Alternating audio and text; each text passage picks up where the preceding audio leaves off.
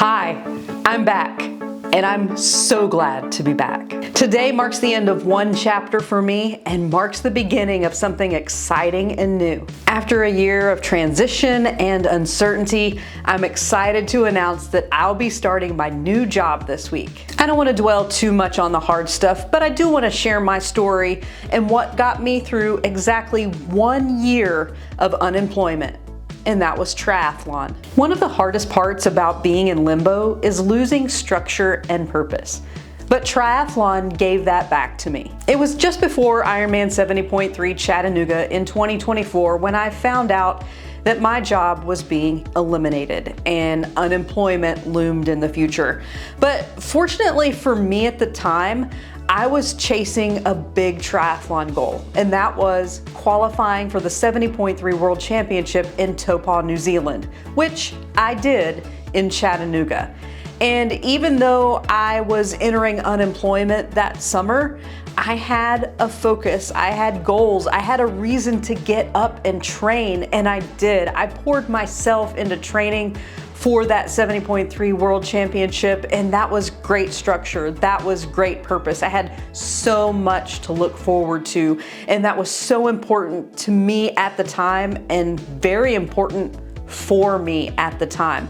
I can't imagine where I'd be if I didn't have that focus, if I didn't have that purpose or that structure for the remainder of the year in 2024. It was exactly what I needed at exactly that time. Now, I'm not gonna sugarcoat it. There were definitely times at the end of last year where motivation dipped, frustration came to be, when looking for jobs got overwhelming, and there were definitely some days I didn't want to get out the door and train, but I knew I had worked so hard to qualify to go to New Zealand. I wanted to give myself the best shot, and I didn't want to throw away that opportunity. The New Zealand experience was pretty awesome, spectacular. It was a bucket list item for sure, and I'm glad I got to experience that with Caitlin, and so grateful that I got to cross that finish line. But triathlon is more than just swim, bike, run. It's the people.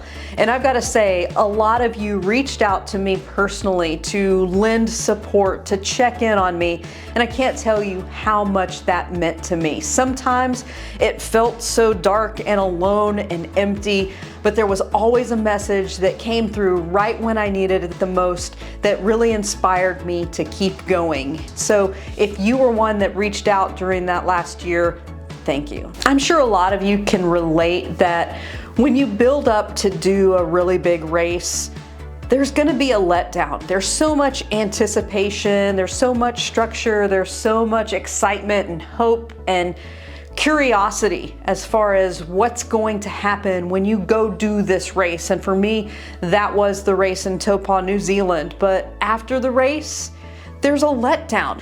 That race has come and gone, and maybe there's not another race on the calendar at that moment. There's no big scary goals. And when the calendar turned to 2025, things hit me pretty hard. Training felt like a struggle, and racing felt like it wasn't gonna happen for me in 2025.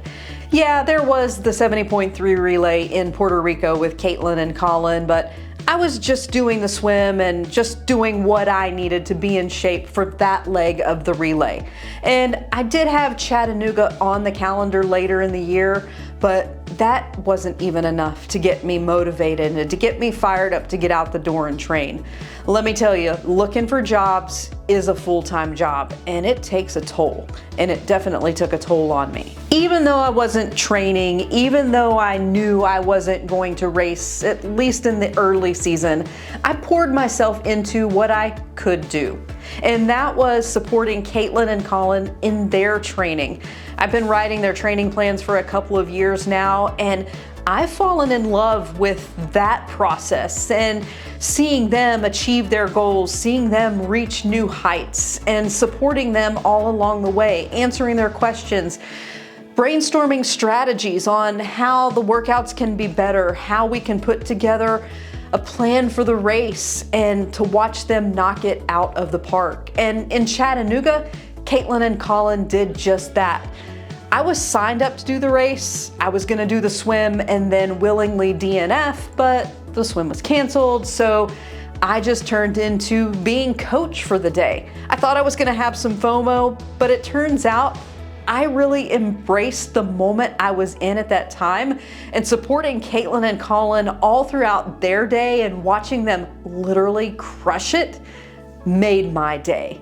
I wasn't really sad at all. I was excited and very proud of them when they both crossed the finish line. And whether it was cheering on race day or the weeks and months leading up to Chattanooga, I was reminded, regardless of my situation, we all rise together. It wasn't a new lesson for me, but there was a great reminder from the sport.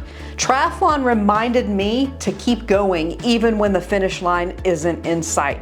It's gonna get hard, but you have to keep moving forward in some way just to get yourself closer to that finish line. And I feel like I did that. It wasn't always pretty, it wasn't always easy, but I never stopped and I never gave up. I won't lie, there were stretches where everything felt stuck in life and in training.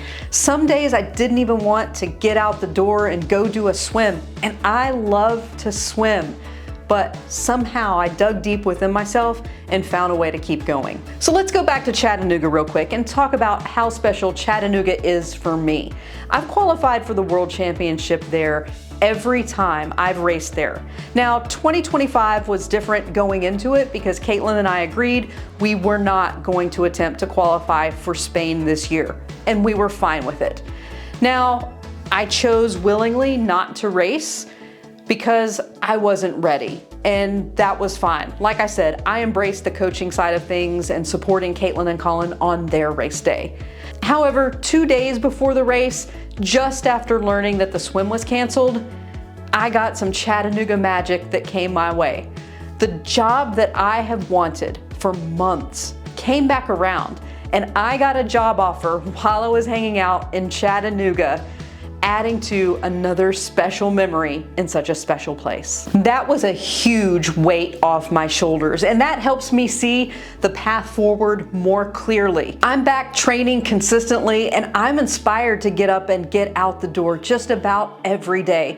Now, I'm not in the shape that I wish I was in, I'm not in the shape that I want to be, and definitely not in the shape I was a year ago at this time, but I do see what's ahead, and I'm excited to start looking for a race at the end of this season. I can confidently say I'm ready to race again, and I look forward to putting something on the calendar soon. So this week, I'm starting something new with more confidence and clarity than I had a year ago. Triathlon didn't just help me survive the last 365 days, it helped me stay connected to my strength. A new chapter begins, the job starts, training continues, and I'm excited for what's to come. And I'm excited for what's happening with Team Saunders Tri and what's been going on behind the scenes.